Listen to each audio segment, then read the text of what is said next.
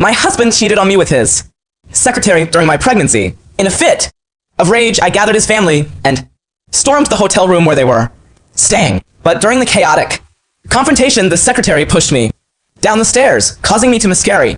The devastating loss plunged me into a deep, dark depression, plagued by constant thoughts of ending my own life. My husband stepped down from his executive position, dedicating every single day to taking care of me. He blacklisted the secretary from the entire industry and swore he would spend the rest of his life making it up to me.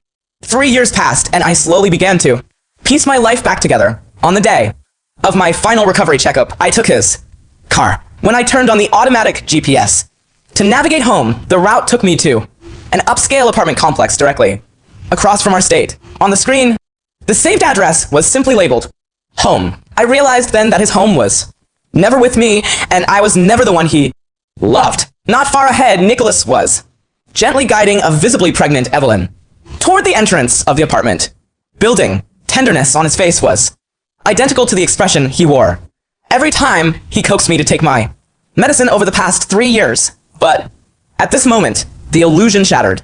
Every sweet word, every warm embrace had been nothing but a carefully orchestrated lie. Numbly, I picked up my phone and dialed the number pinned at the top of my contact list. A few yards away, Nicholas paused. He freed one hand to answer the call, his voice dripping with his usual affectionate warmth.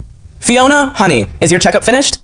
I'm so sorry, sweetie. An emergency came up at the office today, so I couldn't make it to the hospital with you. My gaze remained locked on the rearview mirror, watching the two of them leaning in close to one another. My voice felt incredibly dry, raspy as I spoke. Where are you? I'm at the office working overtime, of course. Do you want to do a video call? He knew I wouldn't. For 3 years, he had meticulously logged his daily schedule for me, even reporting what he ate for breakfast. But I had always kept a respectful distance.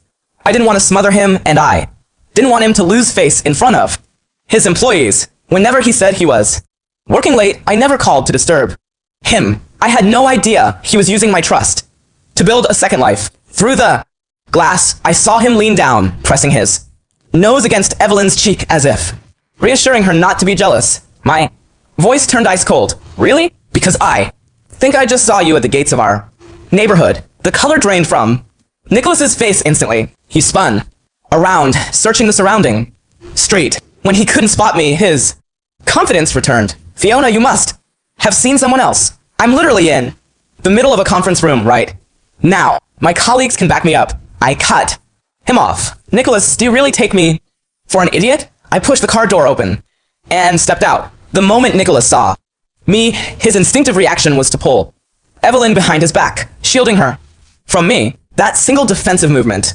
tore through whatever remained of my heart. Evelyn clung to his arm, her eyes wide with carefully rehearsed terror. Mrs. Montgomery, you can scream at me all you want, but my baby is innocent.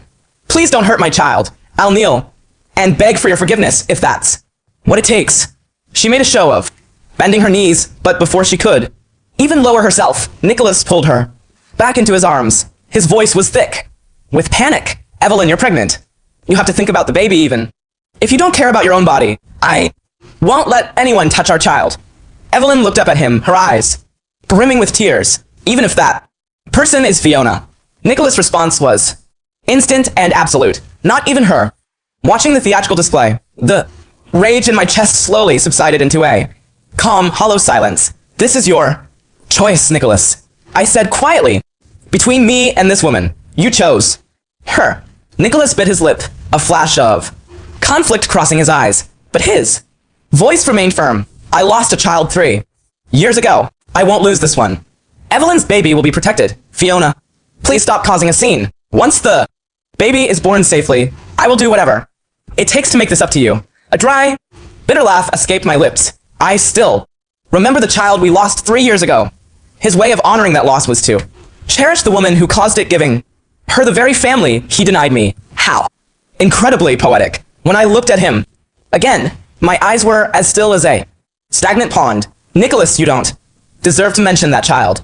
I returned to our house, place I had considered my sanctuary just an hour ago, staring at the massive wedding portrait hanging in the center of the living room, the happy, radiant smile on My face felt like a cruel joke. I took the frame down, carried it out to the garden, and lit it with a lighter. The flames slowly consumed our smiling faces, turning my love for Nicholas into a pile of black ash. My phone vibrated. I expected a text from Nicholas, but it was an unknown number. Mrs. Montgomery, your sudden appearance really gave me quite a fright, but Nicholas was so worried about me that he decided to move in with me until the baby is born. Thank you for stepping aside.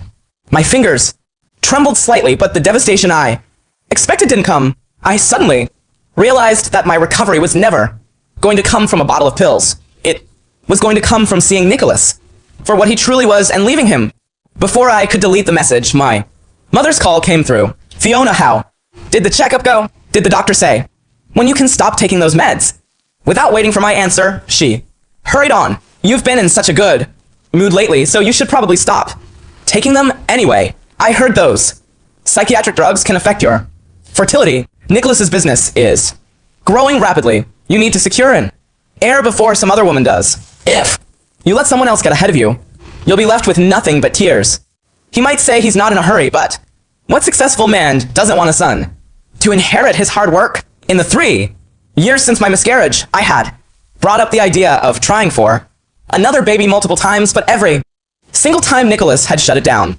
He told me pregnancy was too hard on my body, that we needed to wait until I was fully healed. He couldn't bear the thought of replacing our first child so quickly. I had believed every word. I had let myself drown in his tender care, even harboring a quiet sense of guilt. I had wondered if things would have been different if I hadn't been so impulsive, if I hadn't dragged his mother to that hotel room. But I had forgotten a simple truth. Nicholas was the root cause of all of it. A leopard never changes its spots. My mother was still rambling over the line, telling me that Nicholas had simply made a mistake that any man would make, urging me to let go of the past. Mom, I said, a faint mocking smile touching my lips. Nicholas is about to have a child. It's just not with me. Before she could speak, I disconnected the call. I scrolled through my contacts and found the number of the divorce lawyer I had consulted 3 years ago. Mr. Carter, I want to proceed with the divorce. Please draft a new agreement. For me, the line was quiet for a moment. Mrs. Montgomery, I thought you had decided to reconcile. Why the sudden change? My husband is having a baby, I replied, with the same woman from 3 years ago. This time I don't just want a divorce. I want him to leave with absolutely nothing. After finalizing the details with the lawyer, I sent a message to my mother-in-law. Though she had dropped hints about wanting a grandchild over the years, she had generally treated me well. When she first discovered Nicholas's affair 3 years ago, she had been so furious that she transferred a major portion of the family company shares to my name, declaring she no longer had a son. Even after I lost the baby, she had never asked for those shares back. Mom, congratulations. You are about to become a grandmother, but the mother isn't me. I am divorcing Nicholas so they can have their family. I set my phone down just as the sound of a car entering the garage echoed through the house. The moment Nicholas walked through the door, his eyes fell on the charred remains of our wedding photo on the floor. He frowned instantly. Fiona, what is this? I just spoke with your therapist and she said your depression was almost fully managed. Can we please stop with the drama? I'm only human, Fiona. I get exhausted too. The sheer absurdity of his words nearly made me laugh. He was the one who had cheated, yet he was standing there playing the weary victim. I didn't have the energy to argue. I turned to walk back into the house, but he caught my wrist. Fiona, whether you believe me or not, this baby with Evelyn was an accident. I wanted her to terminate the pregnancy, but the doctor said her body is too weak. If she loses this child, she might never be able to conceive again. You're a woman. You know what it feels like to lose a baby. Surely you can find some compassion for her, can't you? Hearing those words, the last of my restraint snapped. I raised my hand and delivered a sharp slap across his face. Nicholas, I am nothing like you. I spat, my voice shaking with disgust. I will never show compassion to the woman who killed my child. Nicholas had never been struck in his life. His expression darkened. Instantly, his jaw tightening. Before he could speak, his phone rang. He glanced at the caller ID, let go of my wrist, and stepped aside to answer it. What do you mean, divorce? I am not getting a Divorce. I will explain the situation to you in person, Mom. Don't worry, I'll talk to Fiona. He hung up and turned back to me, his voice cold. Fiona, do you really think that running to my mother and threatening divorce will force me to make Evelyn get an abortion? Once Evelyn gives birth, if you're willing, we can raise the child as our own. If you don't want that, I will send her and the baby abroad. I know this is incredibly unfair to you, and I promise I will make it up to you once this is settled. For now, I'm going to stay at Evelyn's place to take care of her. You need some time to calm down, but rest assured you will always be Mrs. Montgomery. You are the only woman I love.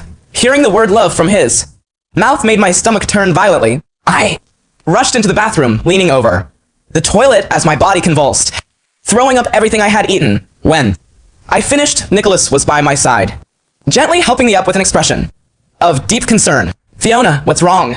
Is your stomach upset? Let's go to the hospital.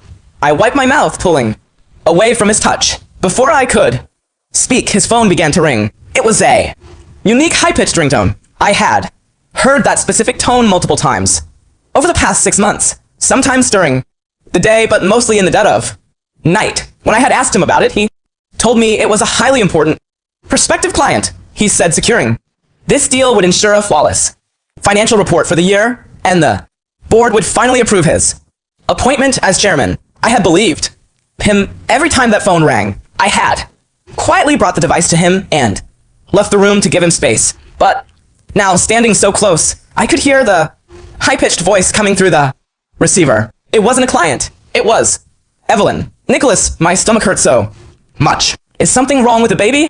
In the next second, Nicholas shoved me aside, rushing toward the front door, without a single backward glance. Fiona, Evelyn is having an emergency. I have to go. If your stomach is really hurting, take some medicine. I'll take you to the clinic once I make sure she's okay. He vanished through the door. He didn't see me collapse onto the cold tiles, a sharp white hot pain blooming in my abdomen as a dark red stain began to spread across my clothes. I looked down, my vision blurring, and saw the dark red stain blooming across my light-colored trousers. It was expanding, a silent, terrible testament to my body's sudden collapse. I reached out, my fingers trembling as I dragged myself toward the sofa where my phone had slid. Every inch felt like a mile. My breath came in short, ragged gasps. Just minutes ago, Nicholas had stood over me, demanding that I show compassion for the woman who had stolen my peace, my sanity, and our first child. Now he was rushing to her side, completely oblivious, or perhaps simply indifferent to the fact that I was bleeding out on the floor of our home. Take some medicine, he had said. I'll take you to the clinic once I make sure she's okay. A bitter, breathless laugh escaped my lips, ending in a gasp of pain. I managed to reach the phone. My fingers, slick with sweat, struggled to unlock the screen. I didn't call Nicholas. I knew he wouldn't answer, and even if he did, his heart was already blocks away, sheltering Evelyn. Instead, I dialed 911. Emergency, I whispered into the receiver, my voice barely audible. I need an ambulance. I'm bleeding heavily.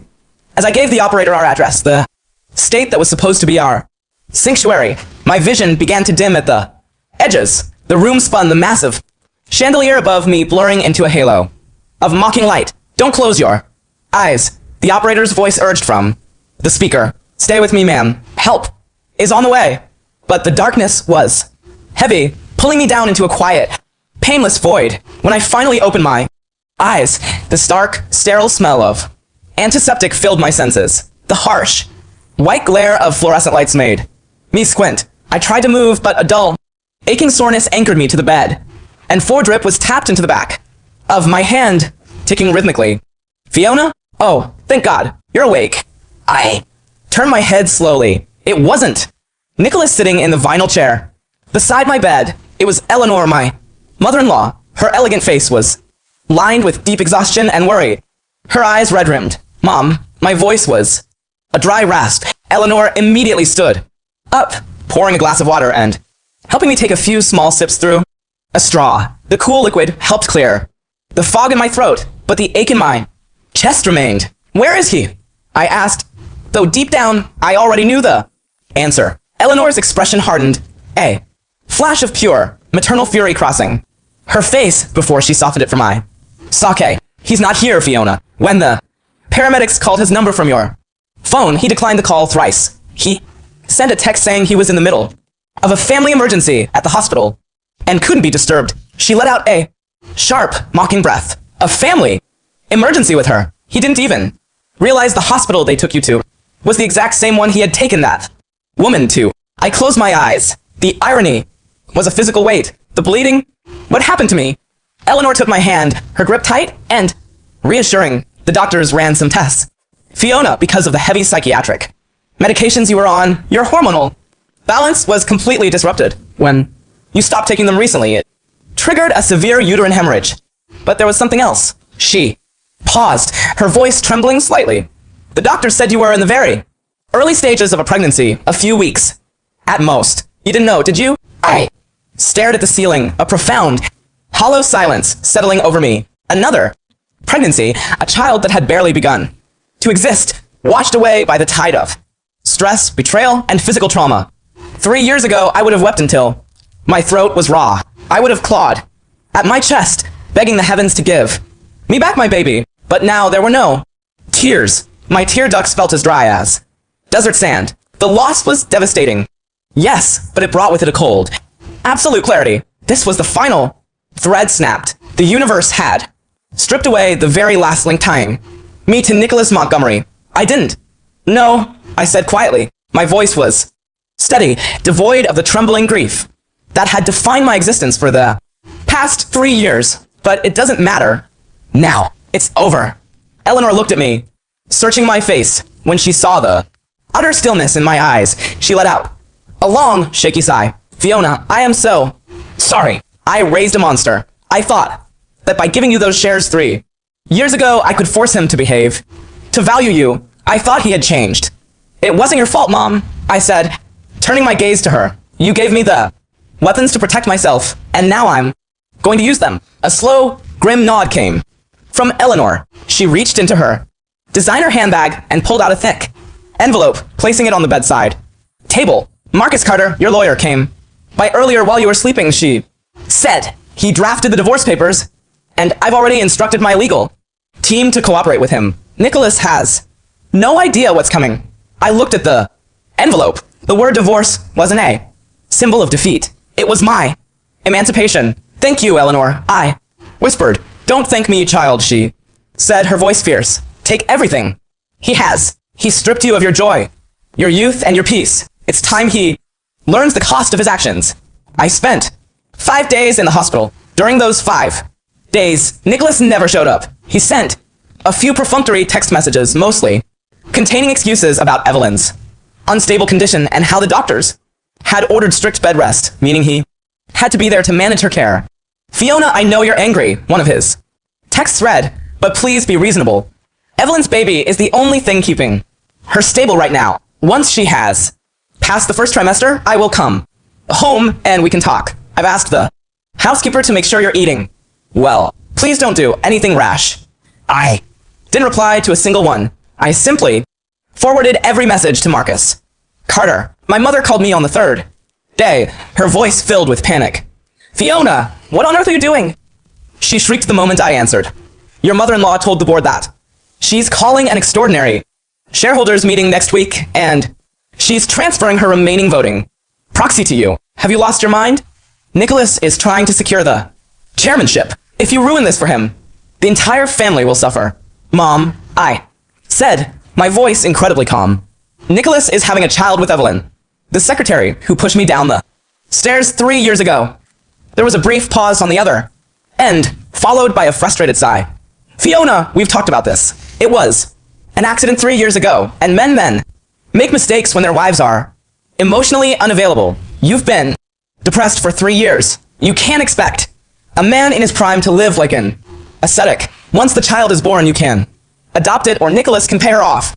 But you cannot ruin his career. Your father's business relies on the Montgomery Group supply chain. Then I suggest father starts looking for a new supply chain. I said my tone is cold as ice, because by this time next week, Nicholas won't even have an office in that building. Fiona, you ungrateful. I hung up and blocked her number. It was a Strange feeling cutting off the people who were supposed to protect me. For years, I had allowed my family's financial dependence on the Montgomerys to dictate my tolerance for Nicholas's behavior. I had swallowed my pride, my grief, and my dignity to keep the peace. But when you have already stood on the edge of the abyss, there is nothing left to fear. On the day I was discharged, Eleanor picked me up herself. She didn't take me back to the estate. Instead, she drove me to a penthouse suite in the city center overlooking the river. This is registered under my maiden name, Eleanor said, handing me the keys. Nicholas doesn't know about it. Stay. Here, get some rest. The shareholders' meeting is in 4 days. I walked over to the floor-to-ceiling windows looking down at the bustling city below. For the first time in 3 years, the heavy, suffocating weight in my chest felt slightly lighter. Have you finalized the share transfers? I asked. Yes, Eleanor replied, walking up to stand beside me with my shares and the 30% I transferred to you 3 years ago. You now control 51% of Montgomery Group's voting rights. Nicholas only holds 15% with the rest distributed among minor board members who will follow whichever way the wind blows. He thinks he has the board in his pocket because of the perfect financial reports he's been preparing. He has no idea that those reports won't save him. And the deal he's been working on? I asked, remembering the high-pitched ringtone and his excuses about a highly important prospective client. The logistics expansion in the north. Eleanor scoffed. He's been using company funds to secure leases through a shell company registered under Evelyn's brother's name. He thought he was being clever, hiding his mistress's family on the payroll under the guise of consulting fees. My auditors have already flagged the transactions. It's embezzlement. Fiona, clear as day. I turned to look at her, a faint, genuine smile touching my lips for the first time in years. Then, we don't just have a divorce case, Eleanor, we have a criminal one. Precisely, she said, her eyes gleaming with a cold, sharp satisfaction. Let him play husband to his secretary in that little apartment. Let him enjoy the calm before the storm. The morning of the extraordinary shareholders meeting was crisp and overcast. I wore a tailored charcoal gray suit, my hair pulled back into a sleek, professional bun. The dark circles under my eyes were expertly concealed with makeup, leaving my face looking pale but sharp like a carved piece of marble. When Eleanor and I walked into the headquarters of the Montgomery Group, the atmosphere in the lobby shifted instantly. The employees, many of whom remembered me from the days before my depression, whispered in hushed tones as we bypassed the reception desk and took the private elevator straight to the executive floor. As the elevator doors opened, we were met by Nicholas's assistant, not Evelyn, but a young man named Peter, who had replaced her after the scandal 3 years ago. He looked incredibly nervous. Mrs. Montgomery, elder Mrs. Montgomery, he stammered, bowing slightly. Mr. Montgomery is already in the boardroom. He wasn't you, ma'am. I'm sure he wasn't, Eleanor said, smoothly brushing past him. Open the doors, Peter. The boardroom was filled with the company's top executives and board members. Nicholas was standing at the head of the long mahogany table, gesturing toward a digital presentation on the screen. He looked sharp, confident, and every bit the successful executive. But the moment the heavy double doors swung open and I walked in, alongside Eleanor, his words died in his throat. The remote control in his hand slipped slightly, his eyes widening in sheer shock. Fiona, Mom, what are you doing here? This is a private board meeting. It was a private board meeting. Nicholas, Eleanor said, her voice echoing clearly in the silent room, until we decided to exercise our rights as the majority shareholders. Nicholas's brow furrowed, a flicker of unease passing through his eyes before he quickly masked it with his usual charming smile. He walked over to us, his hands extended. Fiona, honey, you shouldn't be out of bed. Your stomach. He reached out to touch my arm, his voice dropping to that gentle coaxing register he used whenever he wanted to placate me. I know you're upset about the other day, but we can talk about this at home. This isn't a place for a family dispute. I stepped back, avoiding his hand with a fluid, deliberate movement. Do not touch me, Nicholas, I said, my voice steady, cool, and loud, enough for everyone in the room to hear. And there is no home for us to go back to. The board members began to exchange glances, whispering among themselves. Nicholas's face darkened, his jaw tightening as he realized he was losing control of the room. Fiona, stop this nonsense, he muttered under his breath, his tone turning sharp. You're making a scene. Go back to the car. I'll deal with this after the meeting. You won't be dealing with anything after this. Meeting Nicholas, I said. I walked past him, taking a seat at the very center of the long table Eleanor sat directly to my right, while Marcus Carter, who had entered behind us, stood behind my chair, opening a leather portfolio. Nicholas stood at the head of the table, looking incredibly out of place. Mom, what is the meaning of this? You gave me proxy control over your shares last year, and I revoked it this morning, Eleanor said calmly, along with the voting rights of my remaining shares, which have been permanently transferred to Fiona. Together, Fiona and I hold 51% of the voting stock of this company.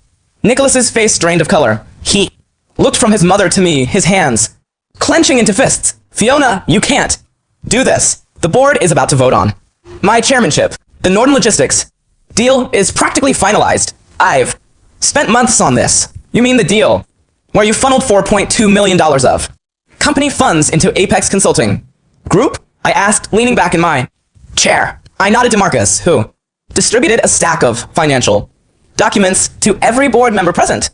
Apex Consulting Group is a shell company, registered in the Cayman Islands. I continued, my voice echoing in the dead, silent room. Its sole beneficiary is a man named Ryan Vance, who, coincidentally, is the brother of Evelyn Vance, your former secretary and your current domestic partner. A collective gasp went up around the table. The board members began flipping through the documents, their expressions turning from confusion to outrage. Nicholas's confidence shattered. He scrambled toward the table, grabbing one of the folders. His eyes darted across the pages, his breath catching in his throat. This is a misunderstanding. These are legitimate consulting fees for market research. The board approved the budget. The board approved a budget for logistics research. Nicholas, not a trust fund for your mistress's family, Eleanor said, her voice cutting through his panic like a whip. You used company assets to purchase an upscale apartment in the Pearl District under Evelyn's name, masking the transactions as corporate lease expenses. No, that's not true, Nicholas yelled, his eyes wild, as he looked around the room, trying to find an ally among the board members. Jerry, David, you know me. You know how much work I've put into this company. This is a personal vendetta. My wife is suffering from severe depression. She's not mentally stable. I am perfectly stable. Nicholas, I interrupted, standing up to face him. The contrast between us was stark. He was sweating, panting, his posture tense and desperate. I was standing tall, completely calm, my hands resting lightly on the edge of the table. In fact, I have never been clearer of mind. I said, Mr. Carter, please read the first resolution. Marcus stepped forward, his voice clear and professional. Pursuant to Section 4.2 of the Montgomery Group Bylaws, majority shareholders Fiona Montgomery and Eleanor Montgomery hereby propose a motion to immediately terminate Nicholas Montgomery from his position as Chief Executive Officer, effective immediately due to gross financial misconduct, conflict of interest, and breach of fiduciary duty. You can't do this. Nicholas roared, slamming his hands on the table. I built this expansion. You need me. All in favor? I asked, ignoring his outburst. Eleanor raised her hand. I raised mine, slowly. One by one, the other board members, realizing where the power now lay, began to raise their hands. Jerry Nicholas, closest ally on the board, looked at Nicholas with a mixture of pity and disappointment before slowly raising his hand as well. The motion carries. I said, looking directly into Nicholas' pale, horrified face. You are stripped of your executive powers. Security has already been instructed to clear out your office. You have 30 minutes to pack your personal belongings before you are escorted from the building. Nicholas stared at me, his mouth slightly open. He looked like a man who had suddenly fallen from a cliff, still trying to grasp the air. Fiona, he whispered, his voice cracking. We are husband and wife. How could you do this to me? You lost the right to call me your wife the moment you left me bleeding on the floor to run to the woman who killed our first child. I said, my voice dropping to a whisper that only he could hear. And by the way, Nicholas, I lost another child 5 days ago while you were holding her hand. His eyes widened in genuine, sickening horror. What? Fiona, what do you mean? You were pregnant. I was. I said, a faint humorless smile, touching my lips, but it's gone, just like everything else you ever cared about. I turned to Marcus. Serve him. Marcus stepped forward, pulling a thick set of legal documents from his folder and sliding them across the table until they tapped against Nicholas's trembling hands. Mr. Montgomery, Marcus said, these are the divorce papers. My client is seeking a full dissolution of marriage with a demand for 100% of your remaining personal assets as compensation for physical and emotional distress, as well as the immediate return of all misappropriated corporate funds. If you do not sign, we will proceed with a criminal lawsuit for corporate embezzlement and fraud. Nicholas looked down at the papers, then up at me, his eyes filled with desperate realization of the absolute ruin staring him in the face. Fiona, please, we can talk about this. I love you. I swear I only did this because security, I called out. The heavy doors opened and 4 large security guards stepped into the room. Please, escort Mr. Montgomery to his office to retrieve his personal items and then off the premises, I said. Nicholas didn't fight them. He let out a broken, hollow sound as the guards flanked him gently, but firmly guiding him out of the boardroom. The door clicked shut behind them, leaving the room in a heavy, respectful silence. I sat back down, taking a deep, slow breath. The air in the room felt clean. In the weeks that followed the fall of Nicholas Montgomery was swift and public, with the evidence of embezzlement handed over to the authorities. The police opened a formal investigation to avoid a public trial that would completely destroy his reputation and land him in prison. Nicholas had no choice but to agree to every single term of the divorce. He surrendered his remaining shares in the Montgomery Group to me. He surrendered the estate, our joint savings, and even his personal vehicles. The man who had once been an elite executive looking down on the world from his high tower was stripped of everything. He was left with nothing but the upscale apartment across from our former estate, the one he had bought for Evelyn using stolen company money. But even that was short-lived, since the apartment had been purchased with embezzled corporate funds. The court ordered it seized as part of the asset recovery process. They were given 30 days to vacate. I stayed in the penthouse, focused entirely on my recovery and my new role as the major shareholder of the Montgomery Group. I worked closely with Eleanor, restructuring the company's management and restoring stability to the stock prices. My mother tried to visit me several times, sending endless messages of apology, but I instructed the building security to never let her up. She had chosen her side long ago, valuing a wealthy son-in-law over her own daughter's sanity. She could live with the consequences of her choice. One rainy afternoon, Marcus called me.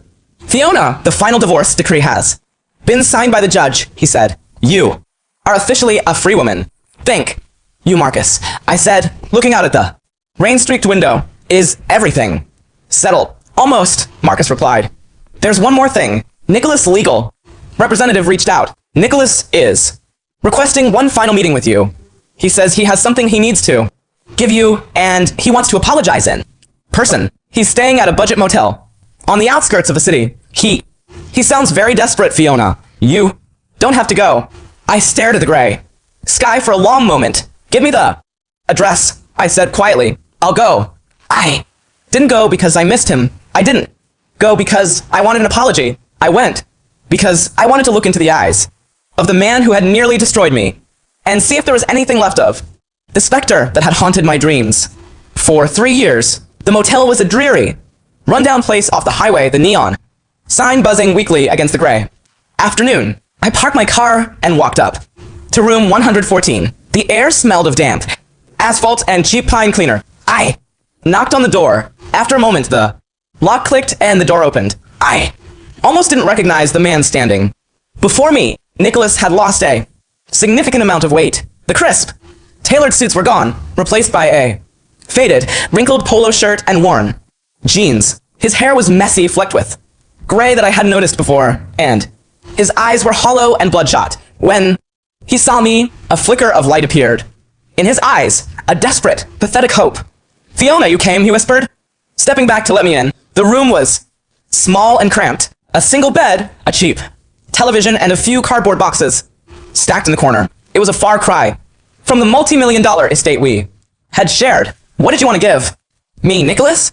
I asked, keeping my distance. I didn't sit down. Nicholas walked over to a small table and picked up a wooden box. I recognized it.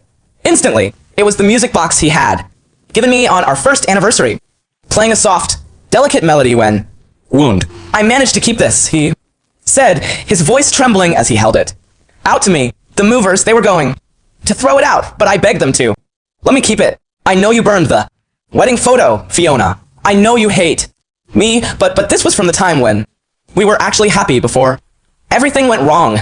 I looked at the box, but I didn't take it. Nothing went wrong, Nicholas.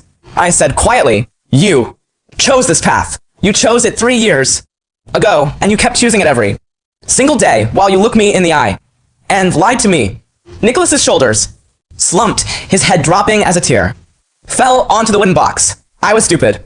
I was so incredibly stupid. I thought I could have both. I thought I could protect you, keep you safe, and still have a family. Evelyn. She manipulated me. Fiona. She told me she was pregnant, and she threatened to go to the media with the embezzlement details if I didn't take care of her. And the baby? I asked, my voice devoid of emotion. The child you swore to protect at all costs. A bitter, broken laugh escaped his lips. There is no baby. I frowned slightly. What? She. Leet. Nicholas sobbed, covering his face with his hands. She wasn't pregnant. She faked the medical reports with the help of a doctor she was paying off. She used the same doctor who helped her cover up the accident 3 years ago. When the police started investigating the shell company, the doctor panicked and confessed everything. The emergency, it was all a lie to keep me from returning to you. He looked up at me, his eyes streaming with tears, his knees buckling as he fell to the floor, grabbing the hem of my coat. She lied to me, Fiona. She took everything from me. The moment the court froze my assets, she packed her bags and left. She's gone. She took the remaining cash I had and ran. I have nothing left. No job, no money, no family. Please, please, Fiona, I'm begging you. Give me one more chance.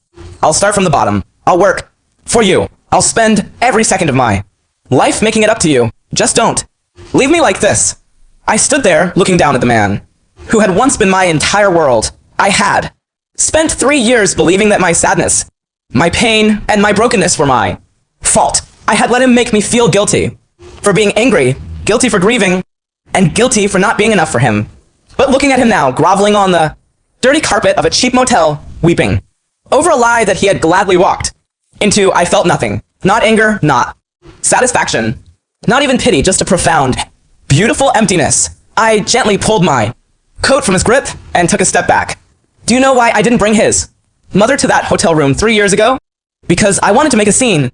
Nicholas? I asked quietly. He looked up at me, his face tear-stained and confused.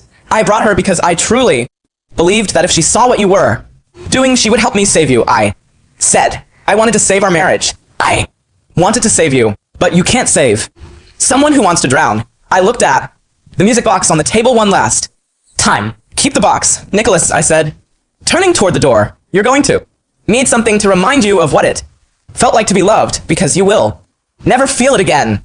Fiona, no, please. His desperate cries followed me as I opened the door and stepped out into the rain. I didn't look back. I walked down the concrete walkway, got into my car, and started the engine. As I drove away from the motel, the rain began to clear, a sliver of sunlight breaking through the dark clouds, reflecting off the wet pavement ahead. The path was wide open, and for the first time in a very long time, I knew exactly where I was going. Home.